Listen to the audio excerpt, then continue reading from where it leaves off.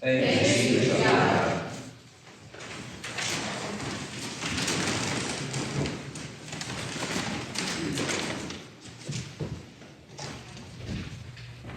The Holy Gospel of our Savior Jesus Christ according to Matthew. Glory to thee, O Lord. Jesus said, "You are the salt of the earth. But if the salt has lost its taste, how can its saltiness be restored?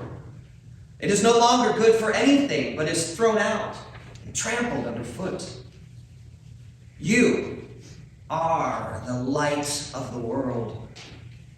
A city built on a hill cannot be hid. No one, after lighting a lamp, puts it under the bushel basket, but on the lampstand, and it gives light to all in the house. In the same way, let your light shine before others, so that they may see your good works and give glory to your Father in heaven. Do not think that I have come to abolish the law or the prophets. I have not come to abolish, but to fulfill. For truly I tell you, until heaven and earth pass away, not one letter, not one stroke of a letter will pass from the law until all is accomplished. Therefore, whoever breaks one of the least of these commandments and teaches others to do the same will be called least in the kingdom of heaven. But whoever does them and teaches them will be called great in the kingdom of heaven. For I tell you, unless your righteousness exceeds that of the scribes and the Pharisees, you will never enter the kingdom of heaven." The Gospel of the Lord. Praise be to thee, O Christ. Please be seated.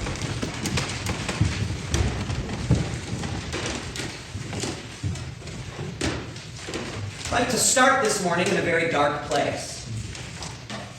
Do you notice that all of the readings today have the theme of light? So in a very literal way, I'd like to begin this morning in a dark place. Imagine this with me. Imagine a world full of darkness where no one could ever see who you really are. No one could see your heart. No one could see your spirit. You were entirely lost to them. And no one could truly see who you are. And not only that, but in a world of darkness, so dark that nobody could see what you do. When things get dark, people get bad. I went to college in a fraternity house. I know it's true. When no one is watching, when people are sure they won't be caught, we human beings, including you and I, will entertain all manner of sin and selfishness and wantonness and destruction. We will hurt ourselves, we will hurt others. In some ways, we get the most of this if we take ourselves to extreme environments. And maybe you can go home and Google war crimes in Ukraine. It's not new in our age. St. Paul, I believe it's somewhere in Corinthians. They were the worst in the New Testament, by the way. Corinth was a shipping town. Sailors have a reputation. Come to think of it, there was a lot of Navy ROTC in my fraternity house. God bless the military. But there are things we do when we think no one's watching.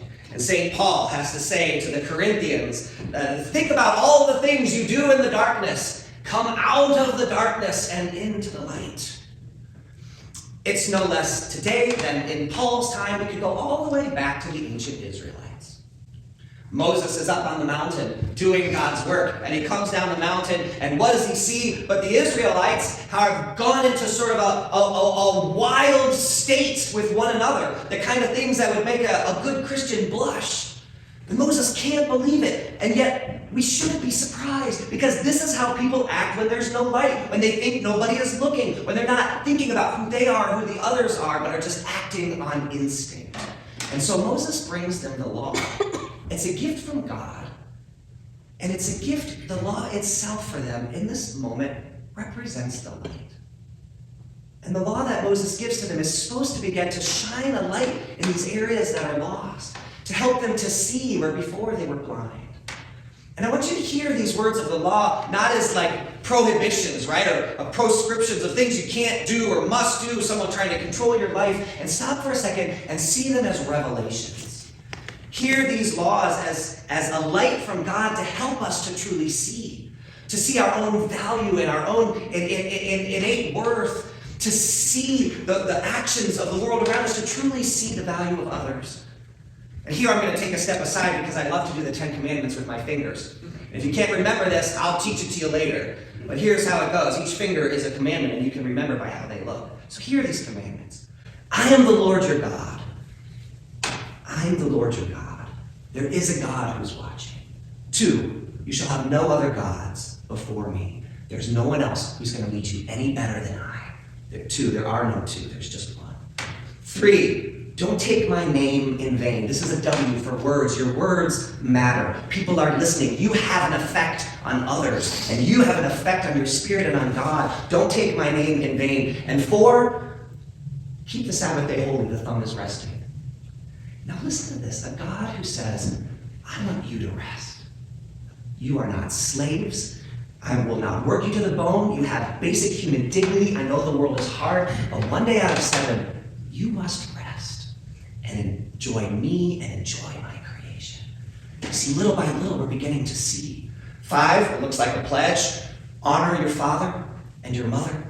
See them as human beings. Listen to them. They care for you. 6 is a gun. You shall not murder. You shall not murder. 7, people going down the wedding aisle. Honor your marriages and honor other people's marriages. 8, it's like bars. You shall not steal, or you'll be behind bars. 9, don't lie. The thumb's whispering behind everybody's back. Don't lie about people. Don't lie about them. And 10, you shall not covet. 2 open hands.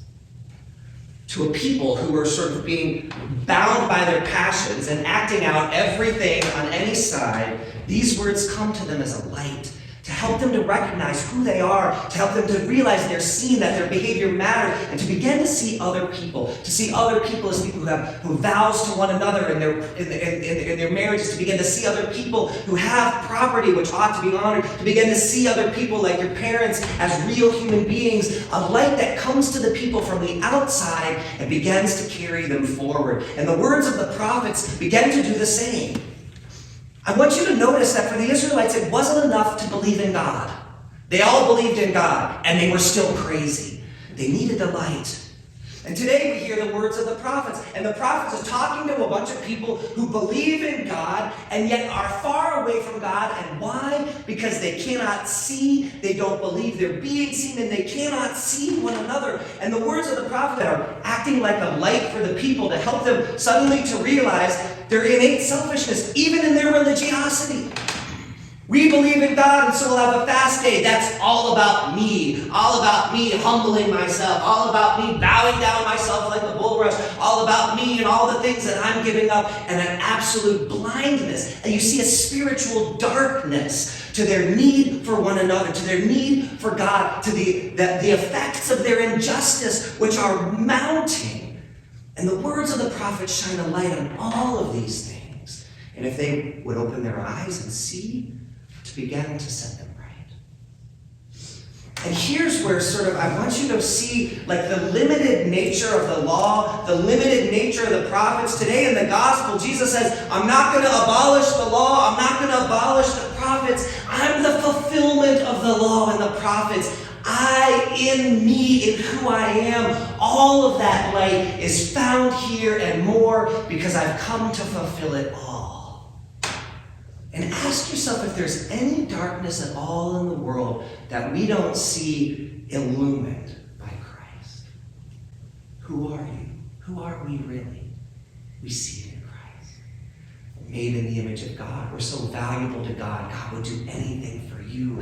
He would send his own son. God would willingly die on a cross for you, that you might have more, that you might be more, that you might be healed and raised up and forgiven. That's who you are. Who are the people of the world? They're so valuable. The Son of God would come to the world and not insist on being a king, but would live like a peasant among the poor to stand shoulder to shoulder with them. That's who you are. That's who the world is. That's who they are. How valuable they are. that he would stand with them and bless them and give them the gems that are his teaching, that he would heal them and raise them up and call some of them to be his disciples. We see what the world is in Christ. A world so beautiful that it matters so much that it would come in that mission, and a world so broken that it would rise up against him and crush him down. We see in Jesus a light shining in all of the corners to show us. We see in Jesus the truth about God, God's love and God's compassion. We hear in his words all of God's truth, all of God's love.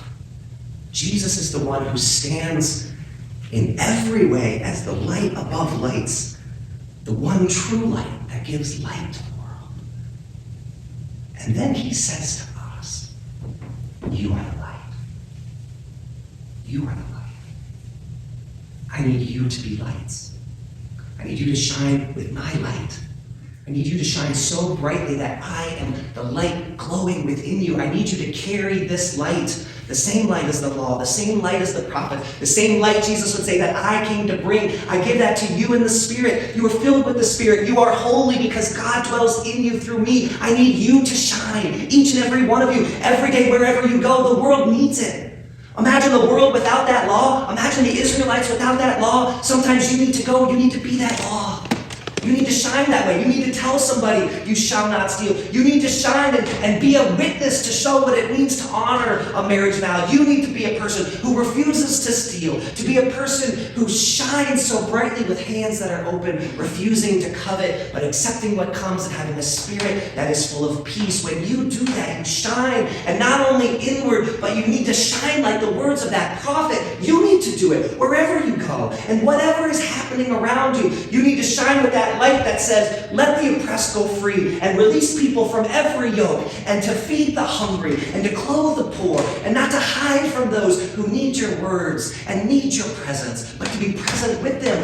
If you don't shine there, the darkness will persist. And this is a world that doesn't deserve darkness. And this is a world full of people who've had enough of the pain and the harm that darkness brings. You are the light of the world, Jesus said. I need you to go. I need you to shine. I need you to be. I need you to love. I need you to serve. I need you to care. I need you to illumine with the love that comes straight from God. I need you to reorganize the world around you in congruence with the light that I'm giving you. That the world would be remade and the kingdom of heaven would begin to come. Because when you shine like that, God lives in your soul. And the law is written on your heart. And the words of the prophets are on your own lips. And Jesus, the Son of God, is the light that sparkles in your eyes, that gives light to all, and casts out the darkness, that all would be full of that love that comes from